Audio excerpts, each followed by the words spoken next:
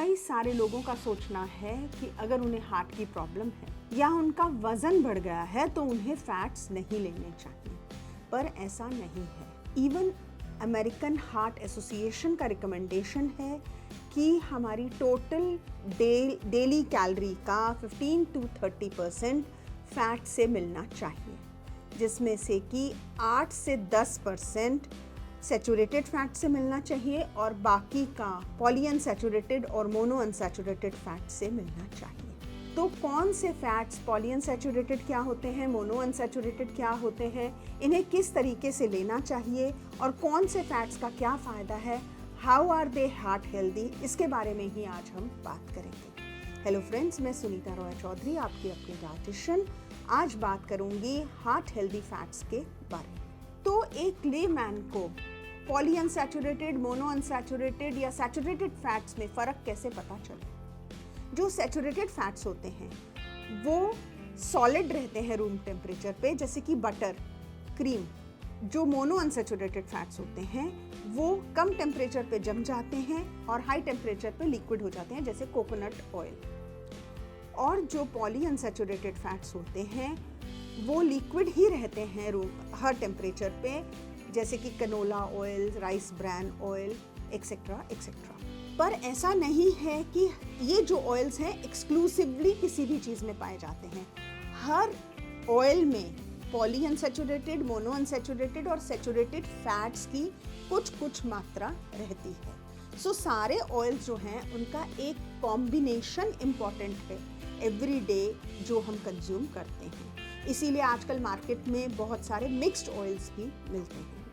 पर मेन कारण ये है कि वेजिटेबल ऑयल्स में सैचुरेटेड फैट्स की मात्रा बहुत कम रहती है और इसके अंदर कोलेस्ट्रॉल नहीं होता है, वेयर एज जो एनिमल फैट्स होते हैं उनके अंदर कोलेस्ट्रॉल की मात्रा ज़्यादा रहती है और सैचुरेटेड फैट्स ज़्यादा मात्रा में पाए जाते हैं। तो जहाँ तक हो सके इन्हें कम से कम मात्रा में लेना चाहिए।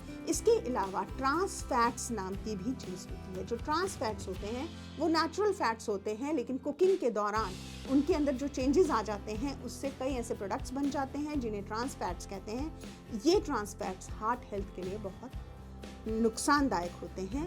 ये खास कर बेकरी प्रोडक्ट्स में, तले हुए खाने में, पूरी, पकौड़ा, पराठा, समोसा, इनमें पाए जाते हैं। उसके अलावा पेस्ट्रीज, कुकीज़, पैटीज़, इन सब में पाए जाते हैं। इसीलिए ये सारी चीज़ों को अवॉइड करना इम्पॉर्टेंट होता है हार्ट हेल्थ के लिए। तो पॉलीअनसैचुरेटेड फैट्स और मोनोअनसैचुरेटेड फैट्स में ऐसा क्या है जिसकी वजह से हार्ट हेल्दी माने जाते हैं? पॉलीअनसैचुरेटेड फैट्स में फैटी एसिड्स रहते हैं ओमेगा 3 एंड ओमेगा 6, जो कि ब्लड प्लेटलेट एग्रीगेशन को कम करते हैं। ब्लड प्लेटलेट एग्रीगेशन की वजह से वेसल्स में क्लॉट बनते हैं, ब्लड वेसल्स में क्लॉट बनते हैं, जिससे खून का फ्लो रुकता है और इसकी वजह से हार्ट की प्रॉब्लम्स होने के चांसेस रहते हैं। इसके अलावा ये एंटी इन्फ्लेमेटरी प्रॉपर्टीज़ होती हैं इनकी, और इनके अंदर विटामिन ई, जो कि एक बहुत अच्छा एंटीऑक्सीडेंट है, वो पाया जाता है। तो ये ज़रूरी है कि प्रॉपर टाइप ऑफ फैट हम अपनी डाइट में इंक्लूड करें। और अगर आप ये जानना चाहते हैं किस ऑयल को किस तरीके से इस्तेमाल किया जाए तो आप हमारी ये वाली वीडियो को चेक कर सकते हैं। तो आइए अब मैं आपको उन ऑयल्स के नाम बताती हूँ जो कि हार्ट हेल्दी माने जाते हैं। इनमें है sesame oil, flaxseed oil, canola oil, sunflower, safflower, rice bran, virgin coconut oil. इसके अलावा एक्स्ट्रा वर्जिन ऑलिव ऑयल को भी हार्ट हेल्दी माना जाता है और मेडिटेरेनियन डाइट में खासकर ऑलिव ऑयल का ही इस्तेमाल किया जाता है। ध्यान रहे कि हमारी डेली ऑयल इंटेक या फैट इंटेक बहुत ज़्यादा और बहुत कम दोनों ही नहीं होनी चाहिए, क्योंकि फैट्स के कई सारे इम्पॉर्टेंट फंक्शंस भी हैं हमारी बॉडी में। तो फ्रेंड्स, आई होप कि आपको ये वीडियो पसंद आया होगा। आप इसे शेयर कीजिए अपने फैमिली और फ्रेंड्स के साथ। हमारे चैनल को सब्सक्राइब कीजिए और अपने कमेंट्स देके बताएं कि और क्या आपको इसमें जानकारी चाहिए। Thank you.